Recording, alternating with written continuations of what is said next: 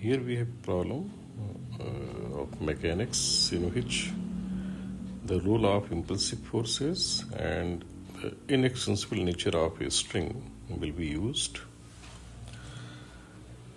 The problem is that there are two blocks, M mass and 3m mass. We can name them also. We can say it is A, this is B.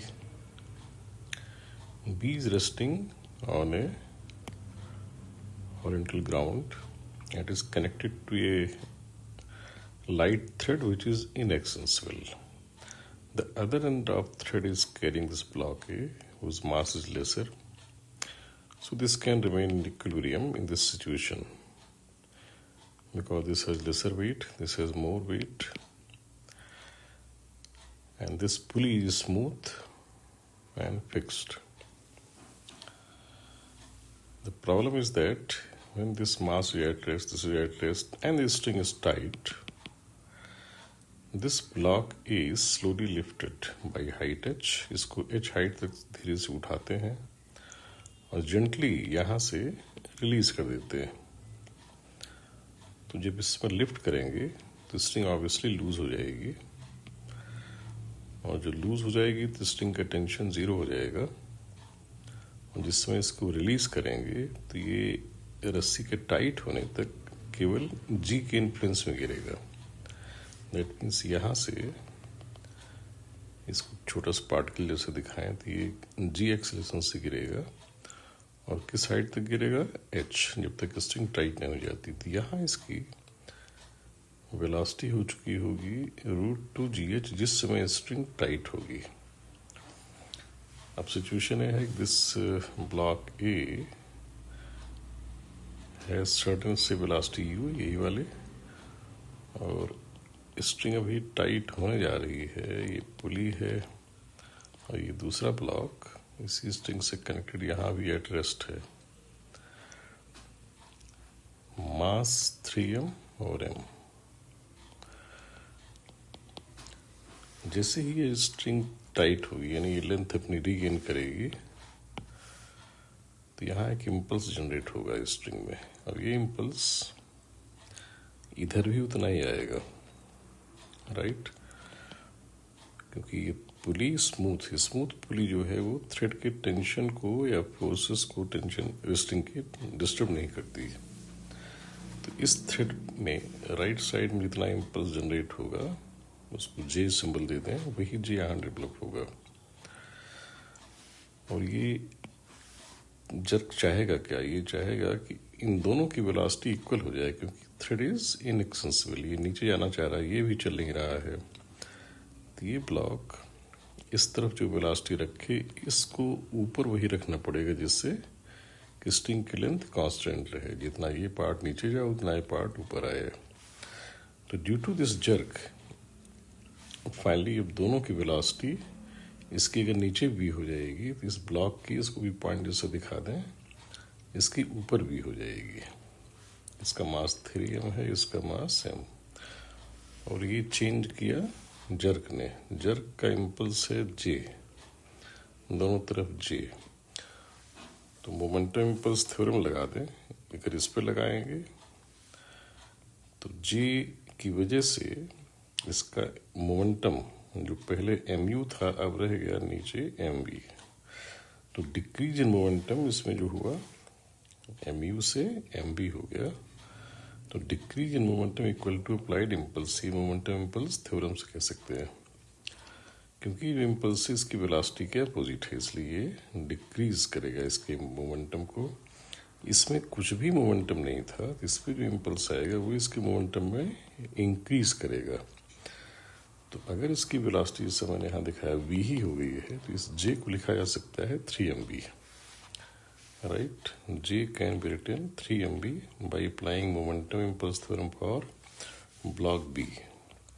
और यहाँ से क्या जाएगा कि v की value आ जाएगी u/4.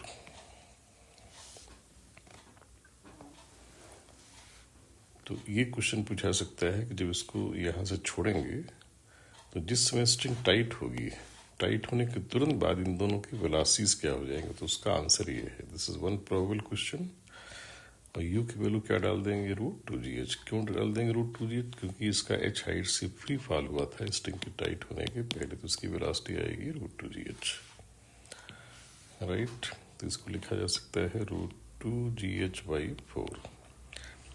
एक question ये बन सकता है। दूसरा ये बन सकता है इसमें कि इम्पल्स जो ड्यूरिंग टाइटनिंग ऑफ स्ट्रिंग यहाँ जनरेट हुआ है वो है कितना।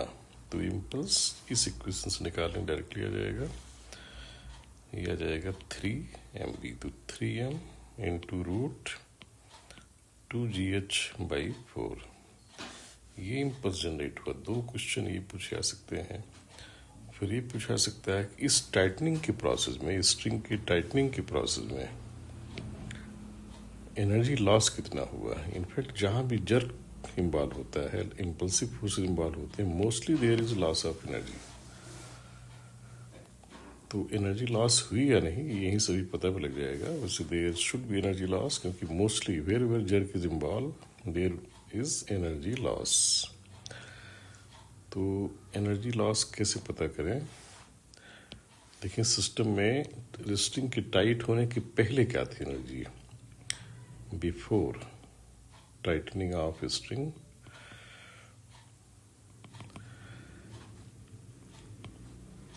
काइनेटिक एनर्जी ए के पास थी, बी के पास कुछ भी नहीं थी। बी के पास थी 0, ए के पास थी ½ mu²। यू हम लोगों ने यहाँ निकाल लिया है, तो u² रखेंगे 2gh। वही mgh इसको ऊपर ले आने में पोटेंशियल बढ़ाई गई थी, वही काइनेटिक की फॉर्म दिखेगी, तो mgh हम डायरेक्टली भी लिख सकते थे। और बी के पास कुछ नहीं था क्योंकि इसका मोशन अभी स्टार्ट हुआ है। तो स्ट्रिंग के टाइट होने के पहले सिस्टम में जो टोटल काइनेटिक एनर्जी थी या टोटल एनर्जी थी दैट इज mgh। इन दोनों को ऐड करें तो mgh ही आएगा। और टाइट होने के जस्ट बाद, आफ्टर स्ट्रिंग बिकम्स टॉट, तो दोनों की वेलोसिटीज क्या है, सेम। दोनों ब्लॉक की हैं सेम, v इसके ऊपर इसके नीचे। और v हम निकाल चुके हैं, ये u/4, u की वैल्यू ये है √2gh। तो दोनों की स्पीड सेम है, तो डायरेक्टली इनकी काइनेटिक एनर्जी एक सिंगल ब्लॉक की तरह से लिखी जा सकती है, ½ m + 3m v²। Speed v same होने से वेरी डायरेक्शन अपोजिट है, but kinetic energy is scalar, तो we can write directly in one step उनकी total kinetic energy that will be ½ 4m into v², that is 2m v²। v² की value place कर दें। v² की value है, v आया है √2gh/4, yes. तो v की वैल्यू जब प्लेस करेंगे तो यहाँ जाएगा 2m इंटू v²। v² हो गया 2gh/16, राइट। यहाँ से भी उठाएंगे और u की वैल्यू ये रखते हुए, तो I think it will be mgh/4, yes, mgh/4। तो टाइट होने के पहले स्ट्रिंग की टोटल एनर्जी क्या थी, mgh। जस्ट बाद में क्या हो गई, mgh/4। तो लॉस क्लियरली दिख रहा है, लॉस ऑफ एनर्जी आ जाएगा mgh - mgh/4, that is 3mgh/4।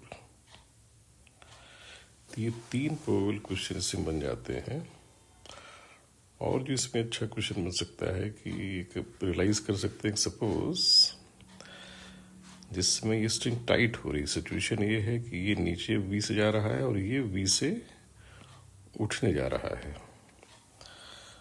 But चूंकि इसका मास 3m है, इसका मास m है, वी कैन रियलाइज कि पुली मास सिस्टम का ये बड़ा कॉमन केस है कि हेवी होने की वजह से क्या होगा, ये रिटार्ड होगा, ये इसका एक्सेलरेशन नीचे आना चाहेगा और इसका एक्सेलरेशन ऊपर। तो दोनों की वेलोसिटी घटेगी, इसकी नीचे आ रहा है, एक्सेलरेशन ऊपर होगा। अब चूंकि ये हवा में आ जाएगा ना, तो इसका वेट नीचे, इसका वेट नीचे, ये डोमिनेट करेगा, तो ये इस सिस्टम लेफ्ट पार्ट को नीचे लाना चाहेगा, उस वाले के ऊपर। तो there will be a moment when इसकी वेलोसिटी ऊपर जाते जाते घटेगी, इसकी नीचे जाते जाते घटेगी। तो दोनों की वेलोसिटी एक ही साथ जीरो होगी, यानी एक सर्टेन हाइट तक जाएगा और ये सर्टेन नीचे तक जाएगा और वहाँ दोनों की वेलोसिटी जीरो हो जाएगी। उसके बाद ये फिर से वापस आना शुरू होगा और ये वापस ऊपर चलना शुरू होगा। तो इसमें ये क्वेश्चन हो सकता है कि जब रस्सी जब टाइट होगी उसके बाद ये ब्लॉक किस हाइट तक फर्दर ऊपर जाएगा, ये अगला क्वेश्चन हो सकता है। तो चूंकि हमें इसमें रिटार्डेशन पता लग जाएगा, अब सिचुएशन ये है कि ये मास 3m, ये मास m, दोनों ऊपर हैं, हवा में है। तो जो यूजुअल ये एटूड मशीन का कॉन्सेप्ट सबको याद ही रहता है ज़्यादातर, कि इसमें एक्सेलरेशन की वैल्यू आ जाती है, दोनों मासेस का डिफरेंस ले, दोनों वेट का डिफरेंस ले लेते हैं, आ जाएगा 2mg। इसमें ज़्यादा मैं एक्सप्लेन नहीं कर रहा हूँ बिकॉज वेरी कॉमन केस है ये। इसमें एक्सेलरेशन के लिए फिर टोटल मास से डिवाइड कर देंगे तो आ जाएगा g/2। दैट मीन्स ये ब्लॉक ऊपर जाते समय g/2 से रिटार्ड होगा। तो किसी एक को पकड़ लें जिसमें ये लेफ्ट वाला रुक जाएगा, ये भी अपने आप रुक जाएगा। तो ये कितना और ऊपर जाएगा ये हम निकाल सकते हैं। इसकी वेलोसिटी हमें पता है, इसका रिटार्डेशन पता है, तो वो फार्मूला लगा दें, v² =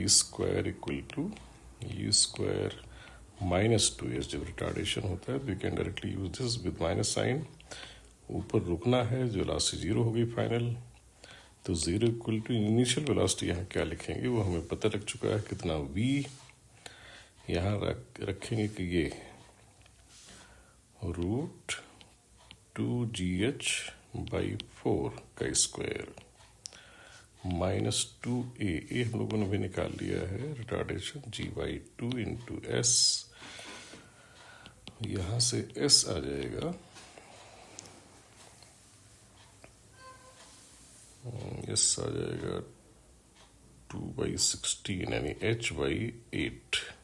yes, you can recheck it, I think सही है कि रस्सी के टाइट होने के बाद ये ब्लॉक h/8 ऊपर उठेगा और ऑब्वियसली ये h/8 ही नीचे आएगा जब दोनों मोमेंटली रुक जाएंगे। फिर ये ऊपर चलना शुरू करेगा, फिर ये नीचे आएगा।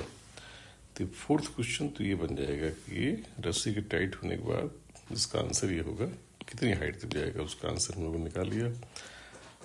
और जब वापस आएगा फिर फिफ्थ क्वेश्चन यहाँ पूछा सकता है कि जब वापस आएगा और इस फ्लोर से ऑब्वियसली फिर टकराएगा ये, तो उस टक्कर को अगर इनइलास्टिक कह दिया जाए कंप्लीटली, यानी टक्कर के बाद बाउंस बैक नहीं करता,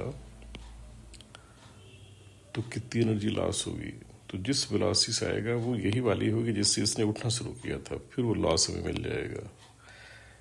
ऐसे इसमें रिपीटेटिव क्वेश्चन बन सकता है, फिर ये ऊपर, फिर रस्सी टाइट होगी, फिर ये ऊपर उठेगा, फिर कम हाइट तक जाएगा। पूछा सकता है कि अगली बार जब उठेगा तो किस हाइट तक जाएगा। तो ये इसमें ज्योमेट्रिकल सीरीज टाइप बन जाती है। जैसे h/4 से गिरा था, ये उठा h/16 तक, 1/4 तक, तो अगली बार ये इसी तरह 1/4 का फैक्टर लगता चला जाएगा इसके उठने में। नाउ यू कैन डू, इसमें शुरू के जो 4-5 क्वेश्चन प्रोबेबली मैंने बता दिया, सेम कॉन्सेप्ट इसमें आगे लगाया जा सकता है। Now let us discuss this question. ये IIT-JEE में 2021 में पूछा गया है। द सेम कॉन्सेप्ट मैं यूज करके प्रॉब्लम बनाई है। एंड इसमें दिया क्या है कि दे रही सिंपल पेंडुलम असेंबली है, उसकी बॉब का मास दिया है और उस स्ट्रिंग की लेंथ दी गई है L। यहाँ मैंने जो टिक किए हैं सारी चीज़ें हमें पता है, बॉब का मास पता है, स्ट्रिंग की लेंथ पता है, और शुरू में ये स्ट्रिंग जहाँ इसको फिक्स किया गया सीलिंग पर, ये कोई सीलिंग है, बॉब की हाइट उससे h रखी गई है और जो h L से कम है। दैट मीन्स इस समय अगर बॉब को फ्रीली सस्पेंड करते तो वो L हाइट का दिखता। तो यहाँ इसको पहले थोड़ा उठाया गया और फिर यहाँ फ्लोर थी, फ्लोर तक उठाया गया और यहाँ पर बॉब है, ये फ्लोर h हाइट की है। That means this is lose, जैसा मैंने यहाँ दिखाया है। क्वेश्चन क्या है कि आइटम जो क्वेश्चन दिया था उसमें दिया था कि इसमें यहाँ कि इम्पल्स जे दिया जाता है, तो इम्पल्स दिया जाए या वेलोसिटी दे दूँ मैं, एक ही बात है। इम्पल्स जे दे देंगे तो जे को लिख दिया जाएगा एम यू, उससे यू निकल आएगा। तो दोनों में से कोई चीज़ दी जा सकती है कि इम्पल्स जे दे के आगे क्वेश्चन पूछा जाएगा या फिर इनिशियल वेलोसिटी दे के। तो सपोज मैंने इनिशियल वेलोसिटी इसको यू दे दी और ये फ्लोर स्मूथ है, ओरिएंटल है। पूछा जाता है कि ये ब्लॉक इस फ्लोर को जब छोड़ेगा तो उसमें उसकी काइनेटिक एनर्जी क्या होगी छोड़ने के तुरंत बाद। उसमें कुछ और पूछा था एंगुलर मोमेंटम, वो भी बता सकते हैं कि उस एंगुलर मोमेंटम उसने पहले पूछा था, उठने के पहले और उठने के जस्ट बाद काइनेटिक एनर्जी पूछी है। तो दोनों पार्ट किया सकते हैं। इसमें कॉन्सेप्ट क्या है, कॉन्सेप्ट ये लगना है, हमें याद रखना चाहिए कभी भी स्ट्रिंग में जो इनएक्सेसिबल होती है उनमें लेंथ के अलांग दोनों पॉइंट की वेलोसिटी, दोनों एंड की वेलोसिटी सेम होनी चाहिए। अगर ये लेंथ, ये एंड फिक्स है तो इस एंड की इधर वेलोसिटी नहीं हो सकती, नहीं तो स्ट्रिंग ब्रेक हो जाएगी बिकॉज इट इज इनएक्सेसिबल। तो अगर ये एंड फिक्स है तो इस एंड की कोई वेलोसिटी इधर नहीं होगी, अगर है तो वो खत्म हो जाएगी। होती कैसे है, सपोज ये लूज है, कोई पार्ट के लिए हाथ टाइट करके अब मैं इसको ऐसे फेंक दूं तो जिस समय इसकी लेंथ बढ़ते बढ़ते इसकी एक्चुअल लेंथ के बराबर हो जाएगा, अब इसकी वेलोसिटी का वो कंपोनेंट जो लेंथ के लॉन्ग है वो एकदम से खत्म हो जाएगा। स्ट्रिंग में जर्क डेवलप होगा, वो जर्क इस वेलोसिटी को खत्म कर देगा और इसके परपेंडिकुलर जो कंपोनेंट है वो एज इट इज उससे पार्टिकल स्ट्रिंग को रोटेट करा देगा, क्योंकि इस डायरेक्शन में ये इम्पल्स कोई मोमेंटम चेंज नहीं कर पाएगा। तो ये पार्टिकल जब यहाँ पहुँचेगा ऐसी जगह जब स्ट्रिंग की लेंथ सपोर्ट्स इस पार्टिकल की दूरी स्ट्रिंग की लेंथ ट्रू लेंथ के बराबर हो जाएगी। अब इस यहाँ तक इसकी वेलोसिटी यू ही रहेगी, क्यों, क्योंकि ये स्मूथ फ्लोर पर स्लिप करता हुआ रहा है, तो इसको कोई काइनेटिक एनर्जी या इसकी वेलोसिटी मोमेंटम चेंज करने वाला कोई फोर्स है ही नहीं, क्योंकि थ्रेड लूज रहेगा तब तक जब तक वो अपनी ओरिजिनल लेंथ नहीं गेन कर लेता। इस समय अगर ये एंगल जैसे मैंने मार्क किया सपोज थीटा है, तो इसकी वेलोसिटी के दो कंपोनेंट लेते हैं, एक इसकी लेंथ के लॉन्ग और इसकी लेंथ के परपेंडिकुलर। यू कैन रियलाइज चूंकि लेंथ मैंने परपेंडिकुलर लिया है एंगल, तो ये एंगल भी थीटा हो जाएगा। तो इधर इसकी वेलोसिटी इस समय है यू कॉस थीटा, इधर है टाइट होने के पहले यू साइन थीटा।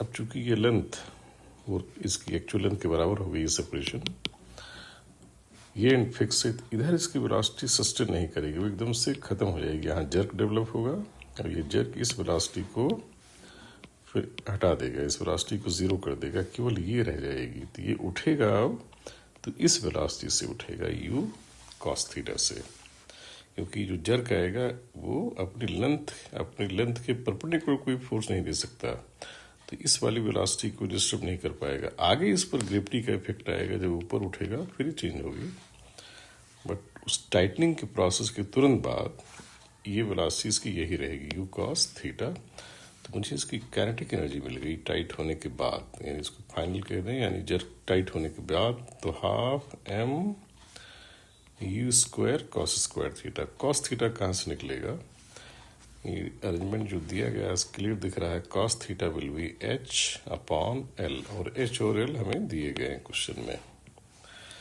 यहाँ जाएगा h square upon l square, उसमें न्यूमेरिकल था, उसमें सारी वैल्यूज न्यूमेरिकल दी गई थी। तो now we can get answer by placing those numerical values in this expression. ये 2021 में है क्वेश्चन IIT में, आई थिंक पेपर 1 पेपर 2 किसी एक में है। अच्छा, एंगुलर मोमेंटम जैसे आइडिया है, एंगुलर मोमेंटम निकालना और इजी है। एंगुलर मोमेंटम के लिए पार्टिकल की वेलोसिटी पर उस पॉइंट से परपेंडिकुलर डालते हैं, वेलोसिटी के लाइन ऑफ एक्शन पर। वेलोसिटी अगर ऐसे है तो यहाँ से परपेंडिकुलर डालेंगे, जिसके बाद एंगुलर मोमेंटम चाहिए। उस हाइट को h दिया गया है, तो उस हाइट में इसके मोमेंटम को मल्टीप्लाई कर देंगे, तो mvh। और चूंकि टाइट होने के पहले यू हमारा डिस्टर्ब नहीं हो रहा है, तो इसका एंगुलर मोमेंटम सिंपल हो गया, that will be simply m u into h. M u को जे लिख दिया जाए अगर इम्पल्स के फॉर्म में देखें तो एंग्लो मोमेंटम का आंसर हो जाएगा जे इंटू एच। उस क्वेश्चन में जे दिया हुआ है, एच भी पता है हमें, तो एंग्लो मोमेंटम टाइट होने के पहले ये निकल आएगा और टाइट होने के तुरंत बाद यानी जैसे इसको छोड़ेगा काइनेटिक एनर्जी इस फार्मूला से निकल आएगी, इस कॉन्सेप्ट से, राइट।